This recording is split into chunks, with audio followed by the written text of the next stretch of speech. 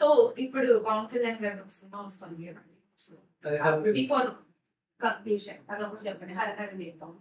So Harihara Veeramallu belongs to like కర్ణాటకకి సంబంధించిన story, Vijayanagara డైనాసిటీకి సంబంధించింది. అండ్ ఇంట్రెస్టింగ్ దానికి కూడా తెలంగాణతో సంబంధించి ఏంటంటే విజయనగర డైనాసిటీ ఎస్టాబ్లిష్ అవ్వడానికి కారణమే ఒక రకమైన కాకతీయ డైనాసిటీ క్లోజ్ అవ్వడం. ఎందుకంటే అప్పటిదాకా తెలుగు మాట్లాడే వాళ్ళందరినీ ఒకే తాటికి తీసుకొచ్చి పరిపాలించింది కాకతీయ. కాకతీయ సామ్రాజ్యం 1323లో ఎండ్ అయిపోయిన తర్వాత ప్రతాపరుద్రుడి కాలంలో ప్రతాపరుద్రుడికి మంత్రి ఒక ఆయన ప్రైమ్ మినిస్టర్, ఆయన పేరు విద్యారణ్య. ఆయన వరంగల్ నుంచి వలస వెళ్ళి డైనాసిటీ అంతా క్లోజ్ అయిపోయింది కాబట్టి వరంగల్ నుంచి వలస వెళ్ళి తుంగభద్ర నది దగ్గర ఉండేవాళ్ళు, ఆశ్రమంలో ఉండేవాళ్ళు పీఠం. అక్కడికి ఇద్దరు వ్యక్తులు వచ్చారు ఆయన కలవడానికి. వాళ్ళని చూసి ఈయన వాళ్ళని ఎంకరేజ్ చేసి వీళ్ళని డైనాసిటీ ఎస్టాబ్లిష్ చేసుకుని వీళ్ళు రాజులు బట్టి మీరు సంగమ వంశానికి సంబంధించిన వాళ్ళు వాళ్ళని. ఆయన పేరు హరిహర రాయలు బుక్కరాయలు. వాళ్ళని రూల్ చేయమని చెప్పారు. అది అట్లాగా ఏ క్యాస్ట్ వాళ్ళైనా తీసేస్తున్నారు. ఒక సామ్రాజ్యాన్ని ఏర్పరచుకోవాలంటే they don't need to be Kshatriyas. ఒక ఇంట్రెస్టింగ్ విషయం చెప్తాను. ఒకవేళ non Kshatriya person whoever it maybe ఒకవేళ రాయల్టీ తీసుకోవాల్సి వచ్చింది, వాళ్ళ ధైర్యాన్ని చూసో సాహసాన్ని చూసో పరాక్రమాన్ని చూసో వాళ్ళ సుపీరియర్స్ ఒక ఏరియా నుంచి రూల్ చేసుకోమన్నారు.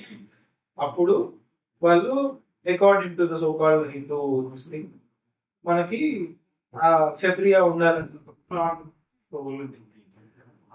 ఆ రూల్ ప్రకారం క్షత్రియ అయి ఉండాలి. కానీ ప్రతిదానికో రెమెడీ ఉంటుంది కదా, దీనికో రెమెడీ ఉంది. ఆ రెమెడీ ఏంటంటే ఒక యాగం చేస్తారు. యాగం 2 రోజులు జరుగుతుంది. ఆ యాగం జరిగిన 2వ రోజు సాయంత్రం పూర్ణాహుతి అని అంటారు. అది పూర్తయిన తర్వాత యాగకర్తకు సంబంధించిన ఫ్యామిలీ మొత్తం క్షత్రియులు అయిపోతుంది.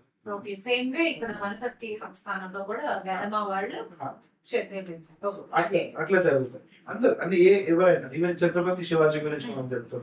ఆయనకి తెలుగుదానం చేయడానికి బ్రాహ్మణుడు తీసుకొచ్చి ఆయనతో బంగారం ఇస్తే కానీ చేయలేదు, అది కూడా లెఫ్ట్ హ్యాండ్ తో తిలకం పెట్టుకున్నది.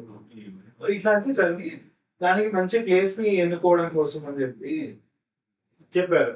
ఎక్కడైతే కుందేళ్లు వేట కుక్కలను తరుగుతాయో ఆ జాగాలో మీరు క్యాపిటల్ టౌన్ కట్టమని చెప్పారు. ఆ ప్లేస్ కంప్లైంట్స్. సో అట్లా రూల్ చేస్తున్న సమయంలో సేమ్ కాకతీయ సామ్రాజ్యం ఎంత అయిపోయిన తర్వాత ఢిల్లీ సుల్తాన్ల మీద వరుసగా అటాక్స్ జరుగుతున్నాయి. అటాక్స్ జరుగుతున్న సమయంలో ఒక 200 సంవత్సరాల పాటు అప్రతిహతంగా జరిగిన హిందూ సనాతన పాలన ఏదైతే ఉందో అది క్లోజ్ అయ్యే సమయంలో హరిహర రాయలు బుక్కరాయలకి తోడుగా ఈయన హరిహర వీరమల్లు అంటే ఆయన వాళ్ళకి అగైనెస్ట్ గా పోరాడి దాంట్లో విజయం సాధించి ఆ పర్టికులర్ విజయనగర డైనాసిటీని అప్పుడు తుర్గవంశ పాలనలో ఉంది. శ్రీకృష్ణదేవరాయలు రూల్ అయిపోయిన కొద్ది కాలం తర్వాత ఆ రూల్ టైంలో ఆ రాజ్యాన్ని కాపాడాడు కాబట్టి అదొక వారియర్ స్టోరీగా మనం చెప్తాం, ఒక వీరుడు స్టోరీ. బట్ జెన్యున్లీ సినిమాలో ఈ స్టోరీ ఉంటుందా ఇంకేదైనా మార్పులు ఉంటాయా అనేది తెలియదు. బికాస్ మీకు ఏ మైథాలజీ ఏ హిస్టారికల్ సినిమా చూసినా కూడా రిఫరెన్స్ మెయిన్ థీమ్ గా తీసుకొని మీకు, ఎందుకంటే చరిత్రలో ఉండేటువంటి ఒక పర్టికులర్ డ్రాబ్యాక్ ఏంటంటే exact information you can't get anywhere. So you need to write something మీ మనసుకి నచ్చింది మీకు ఇది కరెక్ట్ అనిపించింది రాసుకోవాల్సి ఉంటుంది. ఎగ్జాక్ట్ విషయాలు దొరకనప్పుడు కొన్నిసార్లు కల్పితం మాత్రమే నడుస్తుంటది. రుద్రుందేవి విషయంలో చాలా అట్లనే జరుగుతున్నాయి, గోరవెన్నారెడ్డి విషయంలో జరుగుతాయి. సో ఇట్లాంటి క్రమంలో హరిహర వీరమల్లు స్టోరీ అది నిజంగా అక్కడి హరిహర వీరమల్లు స్టోరీ ఆయన రెఫరెన్స్ తీసుకొని 1-2 జీవితంలో జరిగిన ముఖ్య ఘట్టాలను తీసుకొని మిగతా చేస్తున్నాం అనేది చూడాలి.